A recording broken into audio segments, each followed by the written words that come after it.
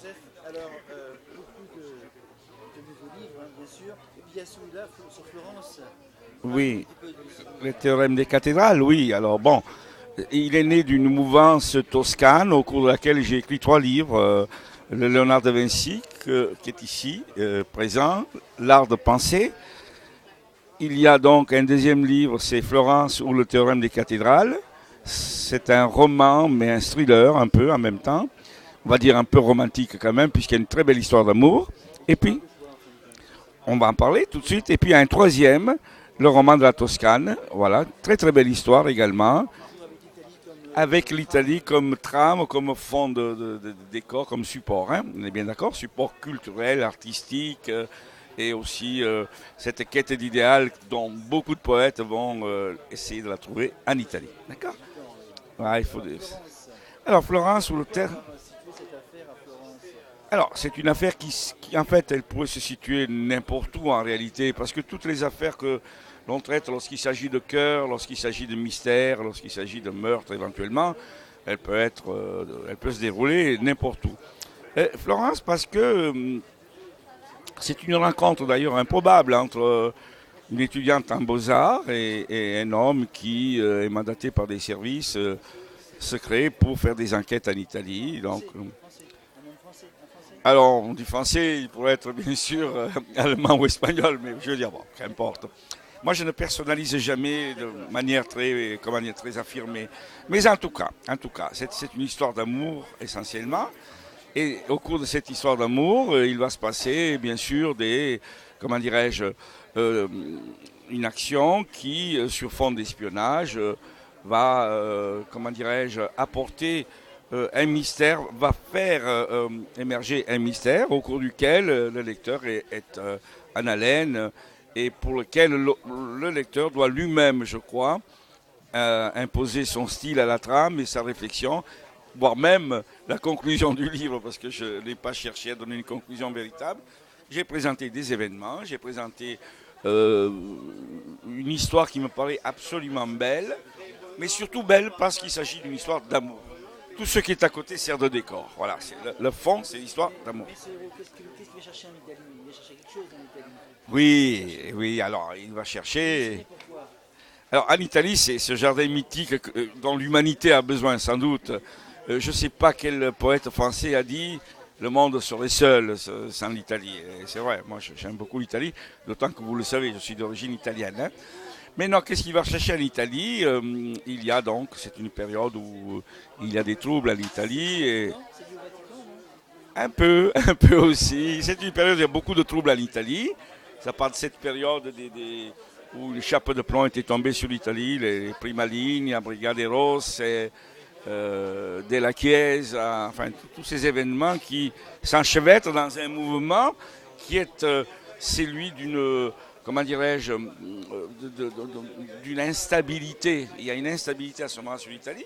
Donc cet homme, il est là pour apporter ce regard qui est en même temps un regard très proche de ce que j'appellerais moi le renseignement. Voilà, le renseignement, il doit regarder la situation, il doit en rendre compte, et donc il est là pour une mission qui n'est pas même précisée. Par contre, son cœur va lui, oui, oui, il va tomber, il va tomber avec une créature qui est absolument merveilleuse, de beauté, puis une créature que personnellement je pense poétique, n'est-ce pas? Et on tombe toujours amoureux des femmes qui sont belles et poétiques en même temps. Donc ça, c'est un fait. Il est là aussi, c'est de la fiction, là aussi.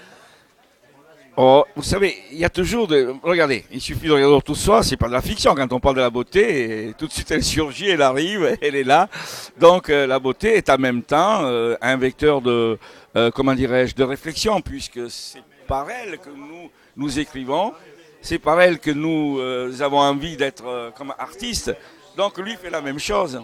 Il fait la même chose, il devient artiste parce que il tombe amoureux. Donc voilà. Tout à fait. Donc, Et alors, il voilà. réussit sa mission grâce à son amour ou pas? Il a réussi ou pas? Alors, il a réussi et il a réussi pas. Ça dépend de quel côté on se place. À mon point de vue, ce qu'il réussit de mieux dans cette histoire, ce qu'il réussit, je pense, de façon magistrale, c'est qu'au cours de cet amour, il découvre que les vraies valeurs d'une vie, même si on est agent secret ou pas d'ailleurs, Les vraies valeurs pour un homme ne se trouvent pas dans le devoir à accomplir, mais dans l'exaltation de toutes ses facultés, de toutes ses fibres d'artiste. Et cet homme avait un côté un peu artiste en lui-même. Il avait souvent ignoré qu'il l'était, mais là, il se révèle un peu. Alors là, il y a une part d'autographie peut-être un petit peu, comme une part d'artiste, mais aussi liée au personnage que vous êtes réellement. Oui, alors, vous savez, moi je pars toujours d'une extrapolation de faits qui peuvent exister ou qui n'ont pas existé, mais peu importe. Vous savez ce qui me... Mais vos questions sont belles et pertinentes à la fois. Pourquoi?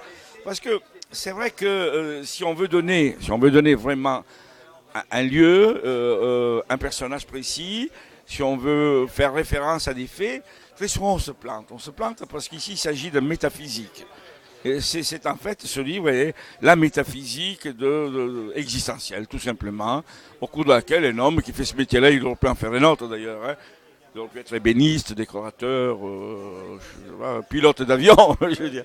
Voilà, mais ce qui me plaît, c'est cette disposition spirituelle d'un homme qui balaye sur son passage tous les préjugés et qui va vers l'amour avec ce halo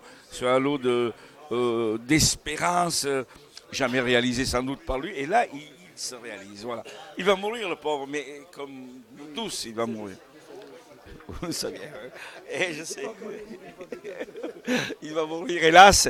Je n'aurais pas voulu qu'il décédât, mais que voulez-vous? Voilà. C'est un personnage romanesque en tout cas, parce que voilà. Oui, alors toute la partie romanesque du personnage tient en effet dans cet instant poétique où il séduit cette jeune femme qui est très belle, étudiante en beaux-arts, et pour laquelle il va évidemment atteindre les étoiles, et parfois même en plein jour, voyez-vous? Tout à fait. Voilà. Alors, vous organisez des rencontres littéraires, on pourra vous Oui. retrouver donc régulièrement. Oui, et vous nous avez déjà interviewé au cours d'une ou deux soirées. Nous avions reçu Federowski, notre ami à côté, ici. On avait passé de très belles soirées. Voilà, donc ça va continuer, mais maintenant, on entendra. Alors, nous avons un petit problème de logistique. L'hôtel a été vendu, l'hôtel dans lequel nous faisions nos soirées a été vendu, mais nous allons les faire au Muséao, place Garibaldi, qui est un haut lieu de la culture locale. Et c'est aussi un lieu bien adapté à ce genre de manifestation. On a des salles, on a une scène, on a des micros, on a des installations. Donc on pourra recevoir le monde avec autant d'aisance que nous sommes aisés dans l'équipement. Voilà. Donc, voilà. Un retour au festival, parce que c'est la fête. Hein, Voilà. vous organisez régulièrement. Voilà. Bien. Je vous remercie. À très bientôt. Hein. Merci. Merci.